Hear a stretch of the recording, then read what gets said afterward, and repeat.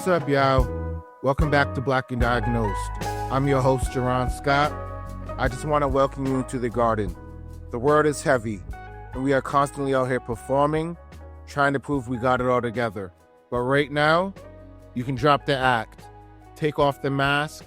If you're navigating mental health, holding it down for someone who is, or just out here trying to find your footing, you belong in this room.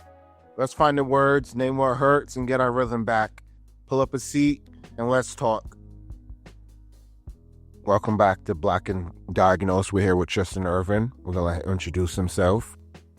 Hey, my name is Tristan Irvin. I'm 37 years old. I'll be 38 this year. I am a filmmaker from Atlanta, but based in Chattanooga, Tennessee. So how's living in Chattanooga? I know you guys got that great aquarium. I really like it. No, we've been here I've been here a little over 2 years now. I actually moved here from Southern California. I spent 9 years out there. And again, I'm originally from Atlanta, so it's nice to be, close to home, not too close, but not too far. It's a 2-hour drive anytime I want to go see your friends and family. Chattanooga is a beautiful, beautiful city. A lot of beautiful nature out here. Downtown is always something to do, so I like it here a lot.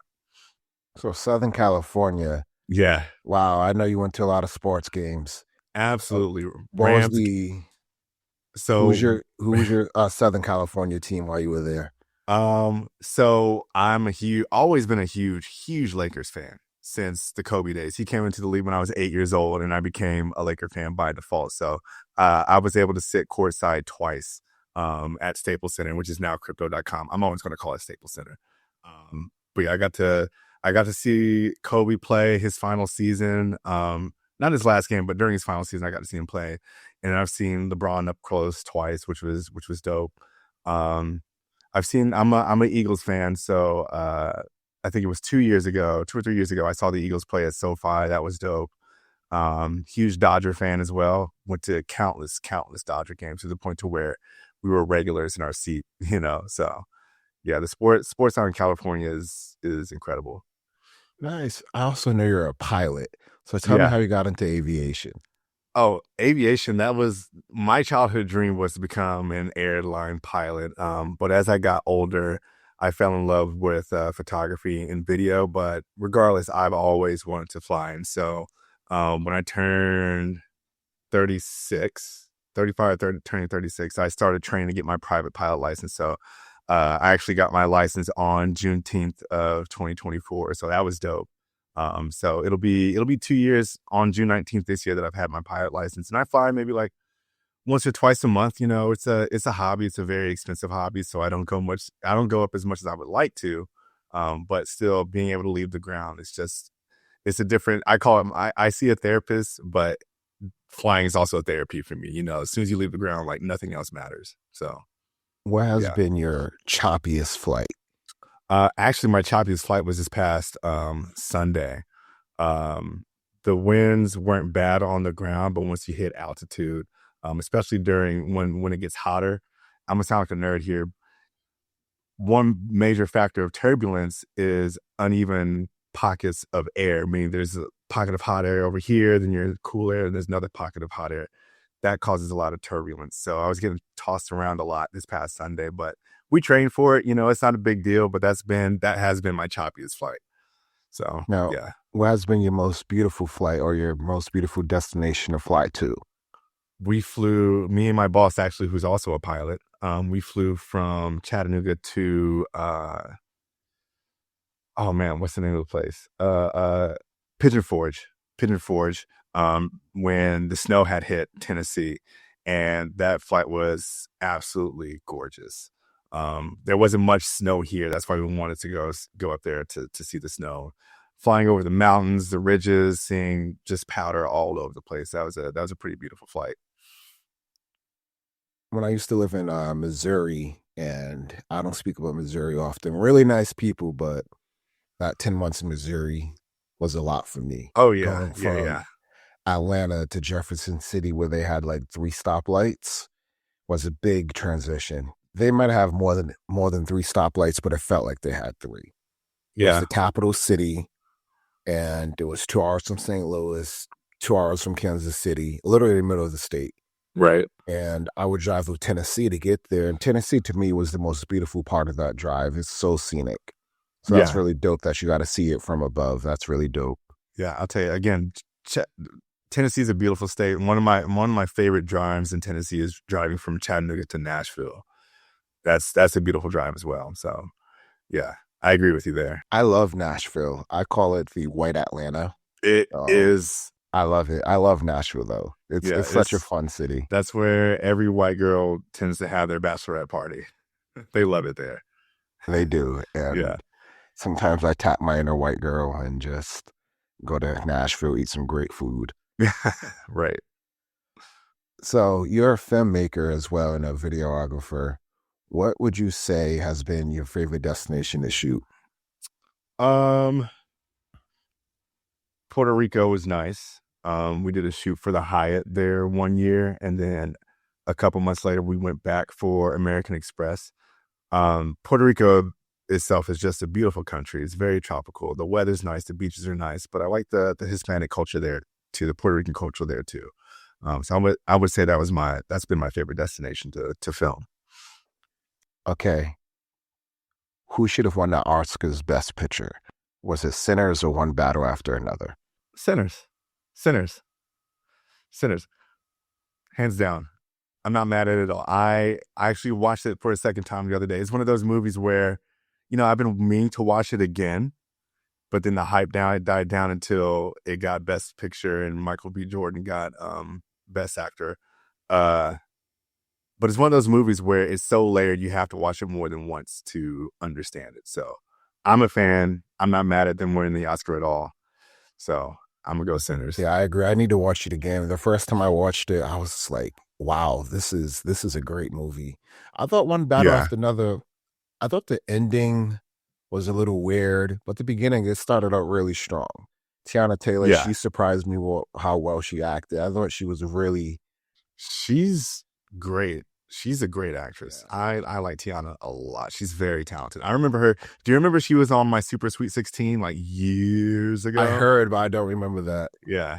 I remember watching that episode. So seeing her still thrive and flourish is nice. Speaking of years ago, and I love her music, by the way. I think Tiana Taylor is a wonderful artist all around. I just have to put that plug out there in case she ever listens. I love you. Be on the show. What is your favorite 90s sitcom or 90s show? Fresh Prince. You said that Fresh quick. Prince. What's your favorite episode? The episode where Will's father came back. I thought that was probably his best acting in that scene. Even today, I think that was his best acting. Did you see the reunion special they had on, was it HBO? Yeah, I do. I saw that came out a couple years ago, didn't it? Yeah, it was funny because, they had the scene where at the beginning where they showed Will, he was mouthing everybody's line. Yeah, and I never noticed that. Then on rewatch, I was like, oh my God, he really is mouthing everybody's line. And they were so annoyed with them. They're like, stop doing that. But yes, I remember watching that doc, and you don't notice it. You don't notice it until they talk about it. And then you go back and watch the same exact episode. I'm like, wait, he's going line for line with these people. But that just shows like he took it serious, and I did appreciate that. So Fresh Prince is definitely in my top 3. My number 1 is Living Single. I just love that show so much. Yeah. So favorite 90s sitcom, animated movie. Ooh, I'm gonna have to go Lion King. Yeah. Nice, that's a good one. Lion King also was the first movie that ever made me cry. When he pushed Mufasa off that cliff, I was like, that broke my heart, man. His own brother. Mine is a goofy movie. Yep. Fun fact, I was watching that with my son, and this is how I knew my son has way more emotional intelligence than I ever did at his age. He said, why is Max making his dad upset? I said, I never noticed that, Yeah. I was just like, he was like 9 when he said it. Yeah. I was like, I was focused on. I do remember Max being a bit of a jerk in that movie. I was focused on Max like trying to get to the Powerline concert, not on him being mean to his dad. Yeah. But yeah, let's jump into it a bit. Okay. So living with major depressive disorder and anxiety, it's like two one foot's on the gas, one foot's on the brake. You know, you're exhausted and you're anxious. You're thinking about the what if. So how do you navigate when your brain's screaming at you to run, but your body's also feeling so deep and down? Yeah, the thing about it, I'll start off with this. The thing about major depressive disorder, out of all the emotions, I think frustration is the one that always comes to mind, because with depression, you're sad, right? But you don't understand or know why you're sad. And then you get frustrated because of that. And then that's when, like you said, one foot on the gas, one foot on the brakes. That's when the anxiety comes in, because you're trying to figure out what's wrong with you. And I've been in therapy for, I want to say 2 years consistently for the last 2 years. And one thing that I've learned is that depression and anxiety is a part of me. It's one of my many parts of what builds up who Tristan is, right? I hope referring to myself in third person isn't weird, but that's just who. And from that point, and this is something that I'm currently working on with my therapist, is how do you assess that one part? How do you kind of separate it from yourself? Because it's not who you are. It's just a part. And I'm paraphrasing here, but the way he made it seem, said, make this a part of you and then address it to the point to where it almost becomes like some type of figure or person. So now you're talking to it and you're allowing it to communicate. You're communicating to it. And it's not that you're chastising it. It's not like you're being mean to it. It's not being like you're being angry with it because you think it's bad, but depression isn't bad depending on how you're able to manage it. Right. And so I think all that to say, I feel like I'm like word vomiting here, but I've been able to, again, assess it as a part of me, talk to it, communicate with it, and almost compartmentalize it to where it's very easy to manage. Has it always been that way? Absolutely not. Depression used to get the best of me all the time. Full disclosure, I was in outpatient therapy for 3 months at one point in my life. It got that bad because I was just absolutely spiraling out of control. And with therapy, I was able to, quote unquote, get it under control again, to be able to manage it and not let it get the best of me, because it can take you down a dark road that personally I never want to go down again, so I've been doing well in that aspect. I don't know if that answers your question, but yeah. Yeah, I think with major depression disorder, I think it looks different for everybody. But I know when I was going through the mood stabilizers, and part of bipolar 1 is major depressive disorder, I felt stuck. I felt so alone, and frustrated was a good word, because I didn't understand what was happening. Why was I so sad? Why did I keep getting sad? And even now, to this day, I still don't understand why I get sad sometimes. It's like life is going swimmingly. I have a good job. Wish I got paid more, but that's everybody. I have a loving family. I have good friends. But why am I getting sad? So, but let's switch and talk gears about that outpatient. What caused you to seek the outpatient care? So this is a couple years ago. When I was living in California, I had a YouTube channel. I had a substantial following, and a friend of mine who lives in who lives in the UK, he had a YouTube channel as well. And if you were to watch our channels, like same style, we're both pretty technically sound, really great at storytelling. But the thing is that he started years after I did. And as far as like growing his channel, his subscriber count far surpassed me in such a short amount of time. They say comparison is the thief of joy.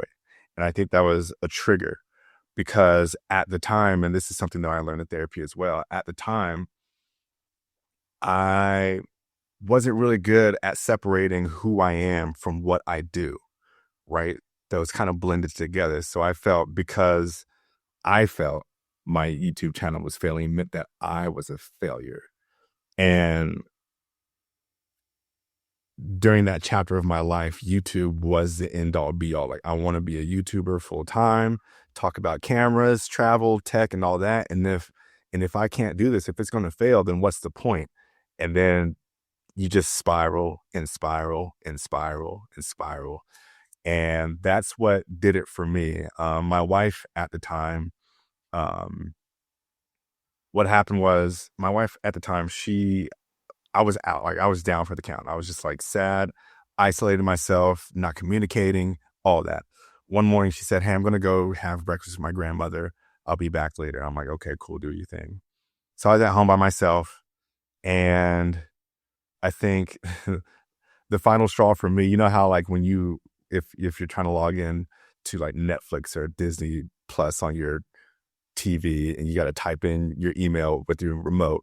And I got so frustrated doing that in the mood that I was in, I took the remote, I threw it at the TV, took my phone, threw it at the TV, put a hole in the TV. I left the house, no keys, no wallet, no phone, went for a walk with the intention of throwing myself in front of a vehicle. Couldn't bring myself to do it. She was looking for me for 2 hours, finally found me. She contacted her therapist because it was an emergency. And we all made a decision, maybe I need to go to like inpatient therapy. So I was in there for 3 months. Wow. Thank you for sharing that story. I know Yeah. that takes a lot of bravery. I mean, honestly, man, like, this is a sidebar. I'm a huge advocate for mental health. And if it means I can help someone with my story, like, I'm an open book. I'm very transparent about it. I have nothing to hide. And I'm not ashamed of it either. Was it hard at one point to share the story? Yeah, absolutely. But it's not hard at all for me. So I just wanted to put that out there. Yeah, and that's part of the show. We want people who want to share their stories, who want to reach an audience and let people know that we're here. You know, mental health is a big part of who we are. So that's great. Now let's talk about anxiety a little bit. So how does that play a role with your depression? So how does that work? It's almost, I'll put it like this. I would say anxiety is the driver and depression is the passenger, because depression just kind of like you kind of alluded to earlier, it puts you in, you're just stuck, right? You just isolated, festering by yourself, and you can't bring yourself to physically and even sometimes mentally do anything. You're just stuck. You're in the sad mood and you're just like stagnant. How anxiety comes into play, I feel like anxiety is the driver of it. In my mind, like, you're anxious because you're sad, anxious / frustrated because you're sad. You don't know why you're sad. And I'm the type of person where I need an answer for everything. And so the fact that I don't know the answer to my depression, that's what gives me anxiety. That's kind of how, I guess my metaphor for how it works in my personal experience. I also have social anxiety too. Being around large groups of people, I get very, very nervous, very anxious. Eventually I calm down, but no matter what situation I'm in, like, it's kind of hard to deal with. Yeah, I mean, there was a point in my life where I was like deathly afraid of calling Pizza Hut to order a pizza. That's how bad it was. But over the years, like, I've gotten better. I still have my moments, but I think with age, you learn how to manage these types of things. So, but anxiety will just have my mind all over the place trying to figure out, why am I feeling this way? Yeah, let's unpack that social anxiety piece. You know, oftentimes as a Black man, our reality is that we are unsafe in a lot of spaces. So how do you delineate between a space that's unsafe versus a space that might just seem unsafe because of anxiety? I don't, to be quite honest, for me, it doesn't matter. It's not a matter of whether or not it's a safe space or an unsafe space. I feel unsafe no matter what until, like, I can assess who I'm around and where I'm at. I think that's where a lot of the anxiety comes from, especially being around like strangers. No shot, dude.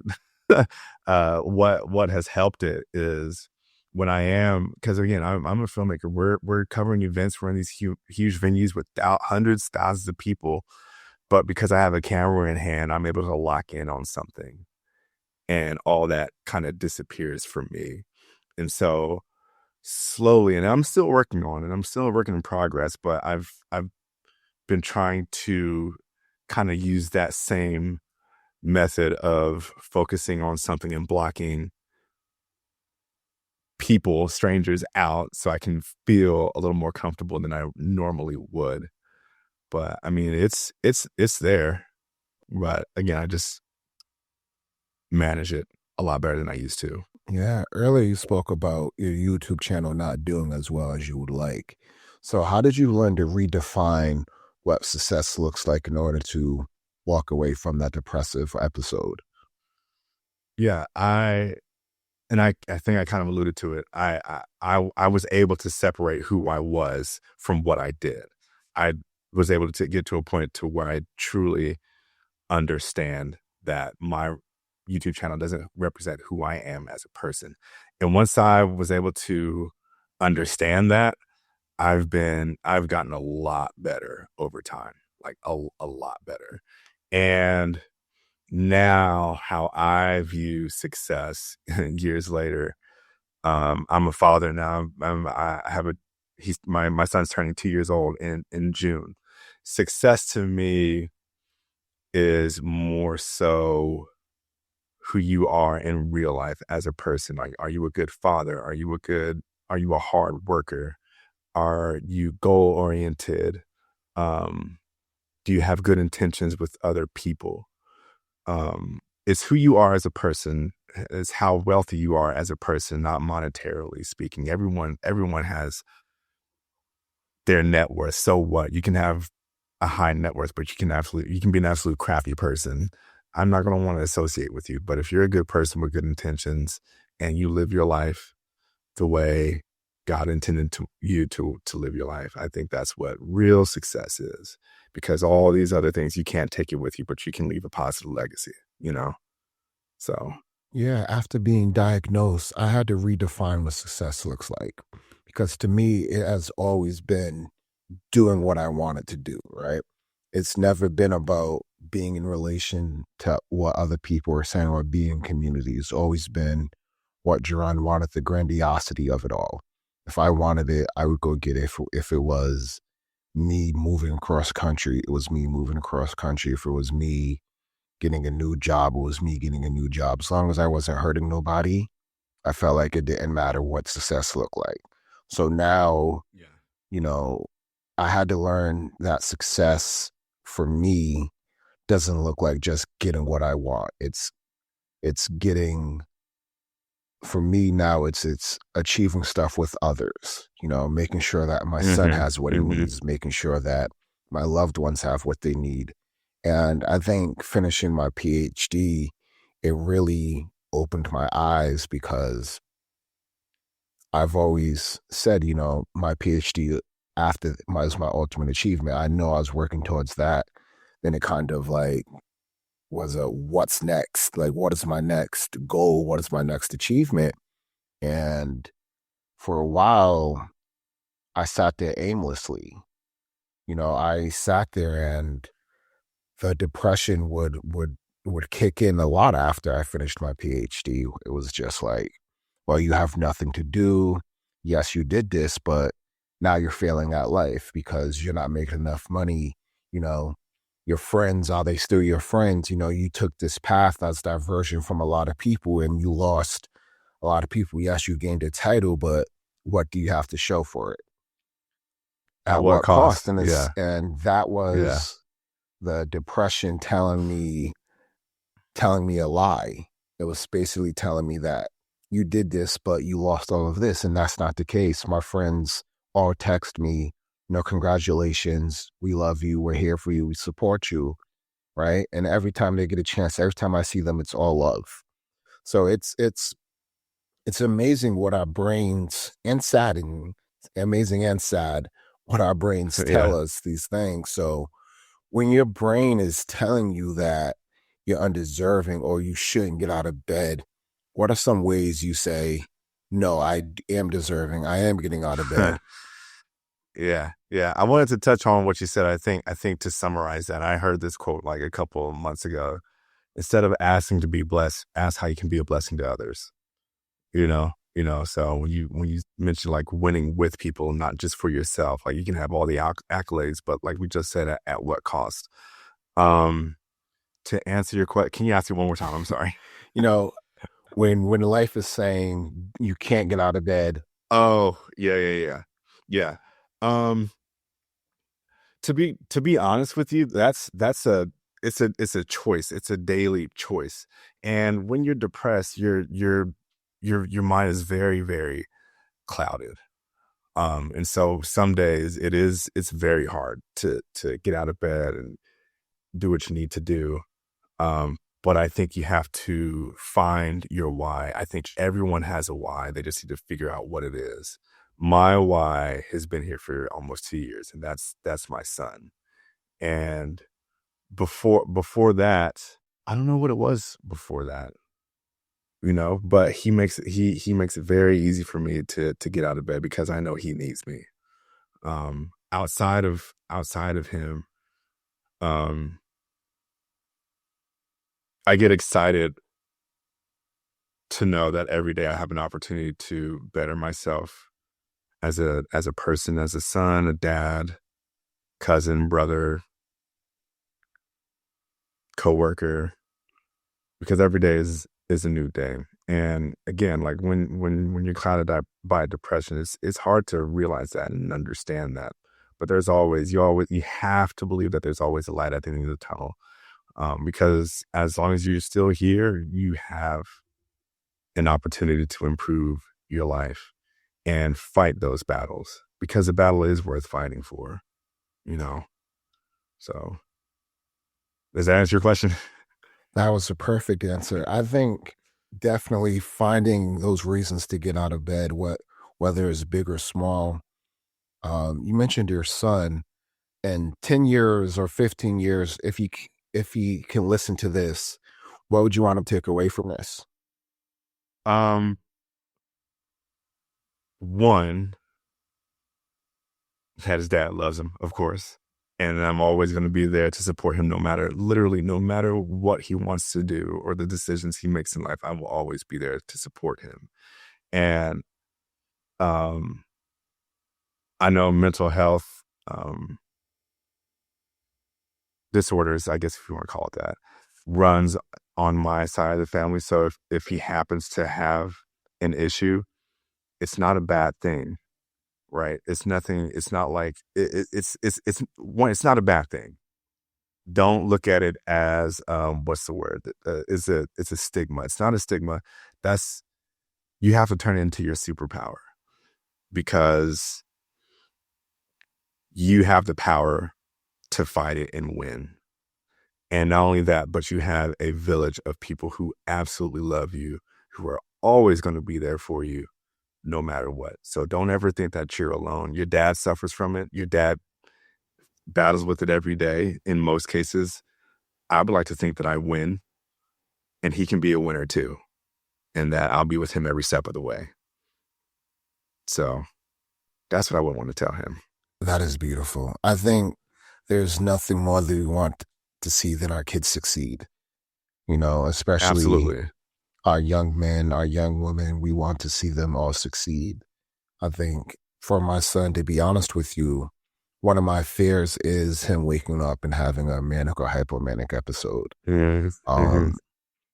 I think my son's brilliant. He works hard. He's very gifted, very talented. But I do fear for that because society sometimes treats Black men very differently when it comes to mental health disorders. When you sit down and talk to your son about these things, what do you plan to tell him? I think the conversation will probably go along the lines of what we're talking about, like right now. Like, hey, your dad suffers from this. Your dad battles daily with this.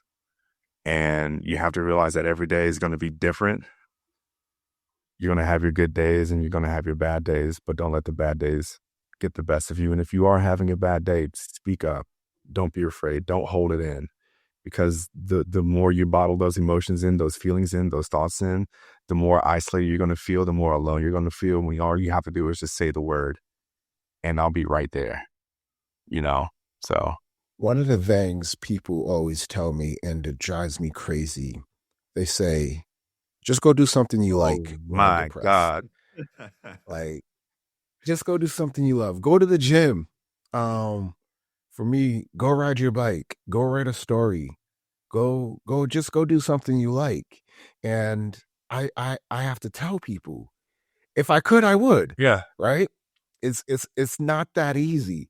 I'm pretty sure anybody who's depressed, if they could get up and go do something they love to get rid of it, They absolutely would. So when people say things like that to you, what is your reaction and what do you normally say back? You know, I just take it. I'll just say, yeah, you're right. I should probably go do that. And it really never goes further than that. But what my thought is that I know they have good intentions. They don't understand it. It's not their job to understand that. Do I wish that they knew it's easier said than done? Yes. But assuming they don't have a mental health disorder, they don't know what it's like. And I can't chastise them or punish them for something that they don't understand. That's not fair. You know, so I just know that they have good intentions and that they truly do care. And you know, something that my mom, there's another thing that my mom absolutely hates, and I hate it too, is when people say it's going to be okay. that one drives me crazy. But why is that? Because they make it seem so, that statement makes it sound like it's very simple, very easy to just correct your mood or your attitude or your feelings. It's not that easy. There's a lot of processing involved in making things okay for yourself. And like, oh, just go to the driving range, hit some golf balls, go fly. I'll tell you the last thing I'm going to do when I'm depressed is go fly an airplane. You know?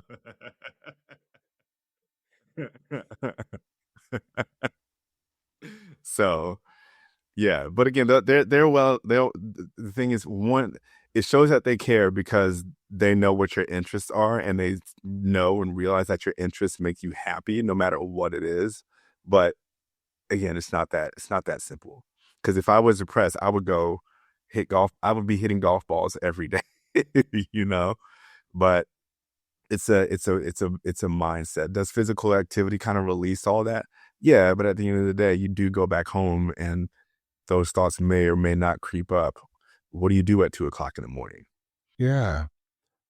When I first started taking antidepressants, it brought me way too high. And one of the things that my psychologist was worried about oftentimes when people do commit suicide is because they feel too good, um, versus when they're feeling too low. When you started taking your medications, were there feelings of that you're feeling too good, or did you feel like they just dialed it up to the right tune? They just dialed it up to the right tune. You know, I never felt too high on my medication. I started out with Lexapro, then I was on Rexulti, and now I'm on Latuda. And the only reason they ever switched my medications was I think the term they use, from when I went from Lexapro to Rexulti. Lexapro was just for depression, to my understanding, but Rexulti would cover anxiety and depression. And then when I moved states, Rexulti was just way too expensive. And so that's when they recommended Latuda, which to my understanding, again, handles depression and anxiety at the same time. So I've been on Latuda for going on, I want to say, a little over a year now. And again, it dials it up to where it needs to be. I'm never overly feeling overly good or anything like that, but it's definitely, I haven't had a low moment in a while. Yeah, I started on Alexa Pro and it was hard for me to keep off weight. Then I switched to Exalti and the weight started to come off. So shout out to Exalti. That and Yeah. Resulty was good. If I could still afford it, I don't know what it is from state to state. I don't yeah, it's but Resulty was my favorite. they got a manufacturer's coupon, so I don't pay anything for it. Oh, nice. Yeah, because that thing is expensive. It's crazy because it's just like, we know this will make you better, but we're going to charge so much that we're going to make it impossible for people to afford. So it's just like, who is affording this? But that's we can do a whole nother podcast episode on the price of drugs. I know. Yeah, that's yeah. So let's talk about anxiety a little bit. You know, one of the things I talk about with my psychiatrist a lot is around anxiety. She believes I don't have it. I'm of the mindset that I don't have it as well. But it is something that it does pop up. I do get a lot of racing thoughts. So what do you think is the difference between people who have just racing thoughts and someone who has anxiety? That's a good question too. Racing thoughts versus anxiety. I think anxiety is a little more powerful. And I mean, to be honest, I mean, I have racing thoughts sometimes too. And sometimes it's as simple as saying, hey, Tristan, chill the hell out. Like, chill out, throw on some music, calm down, breathe a little bit. But anxiety is pretty persistent. It's very persistent. And it's hard to stop your brain. I think it's as simple as that, to be honest. That would be my answer for that. Anxiety is it's powerful, it's more persistent. Are you comfortable? Yeah. Racing thoughts. Sharing some of those thoughts, go ahead. Some of those anxiety thoughts with us. Most of my anxiety comes from where I am in life. It stems from, and maybe this goes for everybody, but again, I'm just going to speak on my experience. You have this idea of where you're going to be in life as a kid, and then you get older and you realize it's not that easy. And then you realize it's a lot harder to get to where you thought you would be as a kid. And it gives me a lot of anxiety because going back to the whole feeling like a failure thing, you just don't want to fail. You want to live a good life. And there's this saying that my boss had told me one time, you're always 6 thoughts away from death and dying. Oh my gosh. I just got fired. What if I get fired from my job? Then I won't be able to make any money. If I don't make any money, then I won't be able to make food. If I can't make food, then I won't be able to survive. If I can't survive, I'm gonna be homeless. If I'm out on the street, I'm gonna die. It's kind of like that thing. And it's again very, very persistent. And have I made a good life for myself? Absolutely. I think my anxiety comes from, can I hold on to it? Can I hold like this? Again, this is not where I want to be during my childhood. When I was a kid, I think I wouldn't be here doing what I do. I had a completely different plan. That's not necessarily a bad thing, right? But you realize how hard you work to get to where you are, and then you just don't want to lose it all. So that was kind of a jumbled answer. I hope that makes sense. But that's where a lot of my anxiety comes from. I want to be able to still like support myself, support my kid, be a good person to others, So I just want to, I don't need validation, but it's nice to know that people support you and that people appreciate your support. Do you think anxiety, does it make people seek out external validation or? Yes. Yeah. In my case, yes, absolutely. That was another part of the YouTube channel. I needed external validation to be successful with that channel. And again, I'm speaking before I was able to separate who my channel was before. I mean, who my channel separate who I am from what my channel was. And so again, it was all blended in. So if I didn't get that external validation from people watching my YouTube videos and commenting and liking and sharing and all that crap, all the vanity metrics, I felt like I was failing as a person. So yes, absolutely. That's interesting. That's something I never really thought about when it comes to anxiety. I think especially as I think about, my diagnosis, I've never really been an external validation guy. I think based off the way I grew up as a middle child, you just don't get that external validation from your parents. It's just kind of like, you exist, and good job for not burning down the house today, Gerron. Yeah. We appreciate you not getting in trouble at school today. That was the type of external validation I received growing up. Yeah. So that's definitely interesting. What would you say is the most important factor when you're trying to get yourself to stop thinking about anxiety? Something that I do, I used to do it more often. Now, not quite as much because I've gotten better with managing it. Breathing exercises helps a lot. Meditation helps a lot. It will bring me down from a 10 to like a 2 or a 1 on the calming scale. So 1 being a good thing. It just brings me completely down. I get centered, and then I'm able to be where my feet are and be present and almost pull myself out of that and almost control my thoughts. The thing about anxiety is that you know better. You absolutely know better, but you can't stop your mind from catastrophizing. So being able to sit down, quiet room, meditate, calm your mind, that's how I kind of deal with it. Nice. I have never been good at meditating. I know, like, you just got to try it, do it. It's going to suck the first 100 times that you do it, but you got to keep doing it. I think for me, I'm always thinking, right? My psychiatrist thinks I have OCD.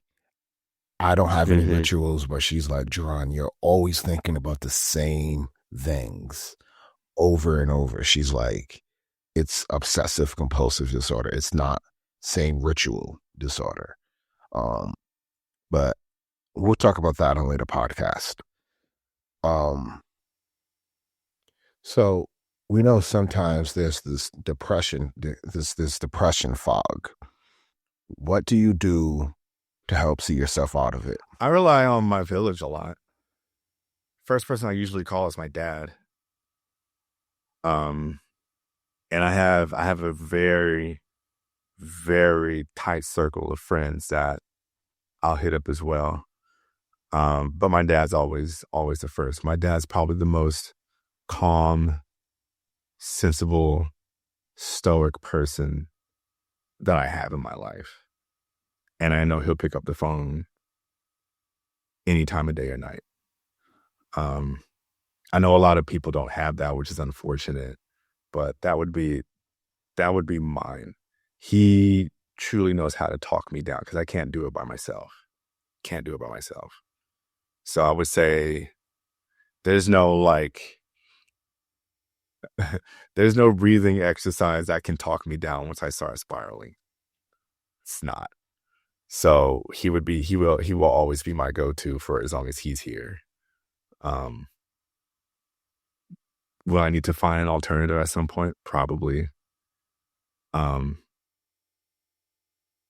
it's my dad. Yeah. I'm sure there's CBT and DBT exercises out there that I can do, but again, he's my go-to. I think having a village is important. I have a lot of close friends, loved ones that I can rely on, call. I think having that village is so important. Do you realize you're depressed, do you realize you're spiraling? Because I do not ever realize I'm spiraling to afterwards. I'm like, huh, I didn't feel like going to work. I didn't feel like showering. I didn't feel like eating. Like I was slipping into a depression. I didn't even realize it. Do you realize it? I realize it. But what I will say is that when I'm finally out of it and look back, I don't know who that person was. It's for me, it's two completely different people, but I'm fully aware of when I'm spiraling. And unfortunately, most times when I do spiral, there's nothing I can do about it. Right. And then you talk to your village, you go to therapy, you do whatever you need to do to pull yourself out of it over time. I'll tell you this, it's always taking at least maybe a week or two. It's never like, oh, I'm depressed one day. The next thing I feel fine. Like, no, it doesn't work like that in my experience. But when I'm finally able to pull myself out of it or have people help me pull myself out of it, I look back and I'm like, who was that guy? Why was I there? What was that trigger? How can I not go back there? It's a very bizarre experience. You touched on a key word there. Let's unpack a bit. Triggers. So let's talk about anxiety and depression triggers. What are some of your triggers and how have you worked to avoid them? My trigger would be comparison. I try to be very mindful of not doing that, but sometimes I can't help it. And this this is not me bragging or anything like that, but I've been able to start checking myself when I do that. But I would say comparison would be my biggest trigger. Seeing people do better than me when we're at the same skill level and knowledge level, that's a trigger for me. Being yelled at is a trigger. I would say those are my top three. Yeah. I think for me, I don't like to feel belittled. I think the moment I feel belittled, like I'm just like, no, this isn't going the way we want it to go. I'm like, talk to me like an adult. I always try to speak to people like they're an adult. The moment I feel belittled, I'm like, let's take it back. Let's take a step back. I'm going to tell people, don't belittle me. So I had to learn to speak up for myself. You know, growing up, stay in a kid's place, you know, that they love saying stay in a kid's place. And it's just like, I never want to tell that to my son or my future kids, like to stay in a kid's place. If you have something to say something, because that teaches kids how to advocate for themselves. So as we winded down, how does a maintenance day look for you when you're feeling low, you're feeling anxious? How do you do self-care? Shower. Gonna be again 100% transparent. I just went through a very tough divorce, and I would say more than half the days when I was in bed, I would tell myself, Tristan, all you got to do is make it to the shower. If you can make it to the shower, you'll be okay. Most days it worked, some days it didn't. And then the days that it didn't, just curl up into a ball. Your nervous system gets entirely dysregulated. You can't eat, you can't sleep, your back hurts. You start to feel the physical effects of it. But shower, that's the first thing that came to my mind. Just get in the shower for however long. If you live in a good spot, you know your hot water is going to stay hot for a long time. And you know, sometimes I'll hop in my car and I'll just drive. I won't put anything in the GPS. I'll get lost on purpose. Windows down, that helps sometimes. Again, talking to my dad. What is your dream flight? Ooh, I would love, you know, honestly, I've already done it, but I would love to do it again.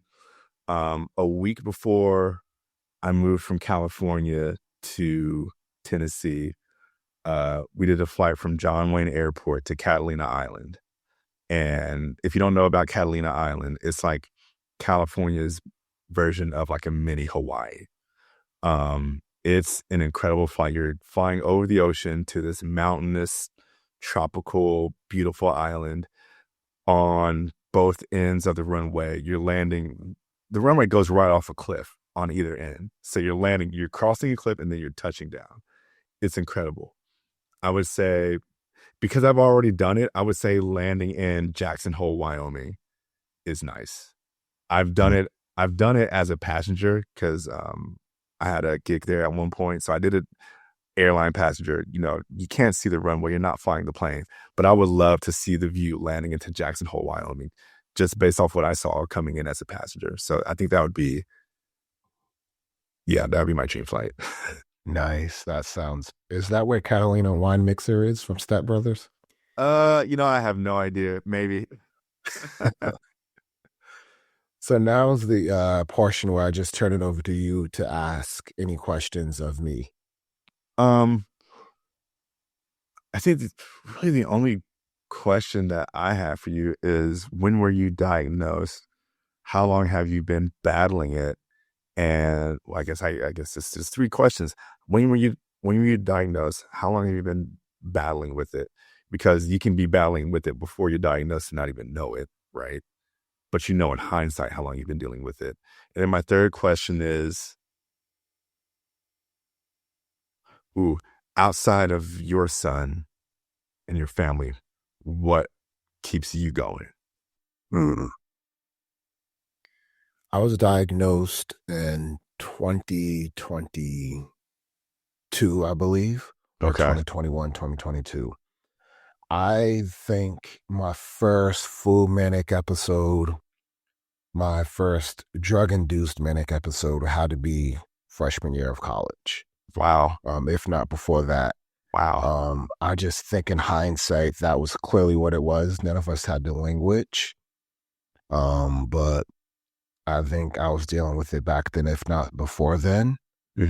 17 years old when I started college. So pretty much probably since 17 or before.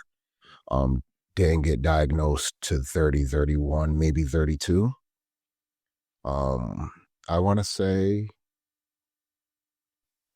I was 31, so maybe 2021. Okay.